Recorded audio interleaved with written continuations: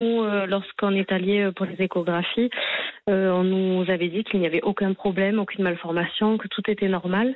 Donc ça avait été écrit noir sur blanc que les membres étaient présents dans leurs 3 segments. Donc ce fut la douche froide lors de la naissance quand on a découvert que notre fille avait une malformation. Donc forcément les questions sont arrivées très très vite, savoir comment on allait faire, quelle était cette malformation, d'où ça venait. Et voilà, tout s'est enchaîné très très vite.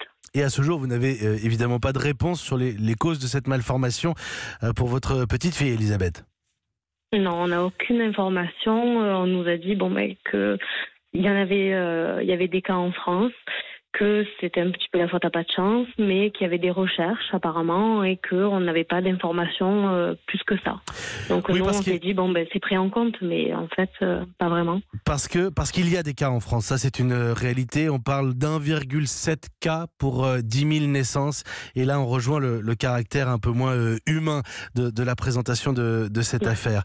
À la fin de l'été dernier, au début de l'automne, l'affaire des bébés sans bras dans l'Ain, dans le Morbihan, en Loire-Atlantique, et là vous vous sentez, Elisabeth, directement concernée.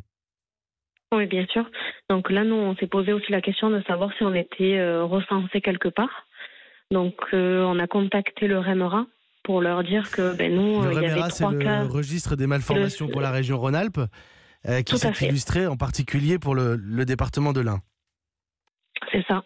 Donc du coup, nous, on a pris attache avec le REMERA pour dire qu'il y avait 3 cas en 2016 et un cas en 2014 de petites filles, pour leur dire que voilà, pour nous, ça semblait un petit peu qu'il fallait avoir une attention particulière. Certes, on est sur des nombres de naissances beaucoup plus importants, mais à quelques mois de naissance des petites filles, ça faisait beaucoup.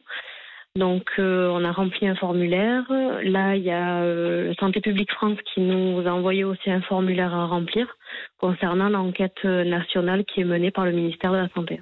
Une enquête nationale a été lancée, Santé publique France y travaille, et vous avez cité le REMERA. À sa tête, Emmanuel Amar, qui a lancé ce week-end un appel aux scientifiques de la région de Marseille, des Bouches-du-Rhône, où vous êtes, Elisabeth, pour demander un registre national des malformations. Aujourd'hui, seuls 20% du territoire sont couverts dans ces registres, sont décomptés en réalité, Elisabeth. Oui, c'est cela. J'imagine que vous joignez à cette demande. Bien sûr, bien évidemment, parce que du coup, il doit y avoir encore d'autres cas, d'autres enfants, d'autres adultes, parce qu'il y a beaucoup d'adultes aussi qui sont touchés. Donc nous, on demande à ce qu'il y ait ce registre pour que toutes les personnes soient recensées et puis qu'on connaisse exactement le nombre de personnes qui a la malformation des algénésies, alors supérieures et des membres inférieurs aussi, il ne faut pas les oublier. Donc voilà, c'est important qu'on sache combien de personnes sont touchées.